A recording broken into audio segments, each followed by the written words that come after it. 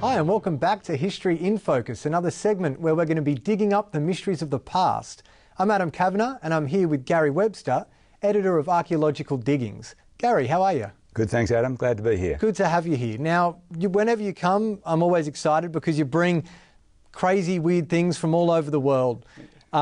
This one doesn't look so crazy, it just looks like a rock. Well, it's a very important piece of rock. This is actually known as the Rosetta Stone. Okay. Very famous. You can see it in the British Museum today. It was actually discovered by some of the soldiers of Napoleon Bonaparte, of all people. Our little friend Napoleon. Napoleon. Okay. He was down there in Egypt in about 1798, and they discovered this stone. And this is the actual size of it? No. This is just a replica, shrunken version of it. Okay. The real one's about so high. You know. Okay, so it's quite an impressive piece of stone. Like what kind of things? I can see here, it looks like writing. I mean... You can see it's in three sections for starters. Yeah. The three sections, it was guessed by the scholars back then that this is probably a story in three different languages. Now, they knew the first one down here. This is Greek down here. Yeah. Then there's a cursive script of the Egyptians called Demotic, and up here is the hieroglyphs. Now, on the tombs and the temple walls and so on, there's heaps of this language, the hieroglyphs. But nobody could understand it. What does it all mean, all those strange writing? Now, when they were able to, they thought, you know, this is the known Greek language, they were able to decipher the hieroglyphs. It took them about 20 years. And so we're talking only about 300 years ago they first discovered how to... A couple of hundred years ago, yeah.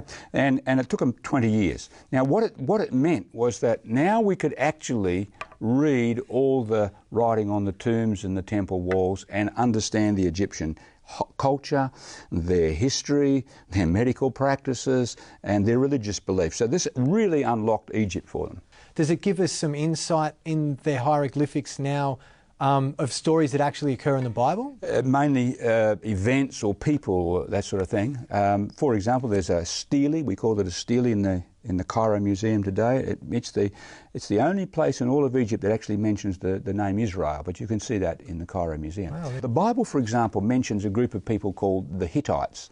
Now the Hittite peoples mentioned 40 times here. People said, no, that's a fairy tale. Yeah. We've got no record of these people in history. And then, of course, as they were now able to read this hieroglyphic writing, they found that the Hittites did exist. For example, you can come here to the Abu Simbel temple here, and when you go inside here, you see Ramesses the Great, Ramesses II, he's fighting the Hittites. How do we know? Because we can read the Egyptian hieroglyphs, and it exactly says that these people did exist, no question about it at all. And see, so quite often the Bible we know is truth, and it's just our knowledge, I guess, that limits us to believing certain aspects of it, you could say. I think it's important to know that the Bible is historically accurate. It's not a bunch of fairy tales, myths and legends, and that's what many people feel the Bible is. But here we can see very clearly that the Bible was correct about these people, and there are many other things as well. Well, great. Thanks for that, Gary. Stay with us. We'll be back with more In Focus after the break.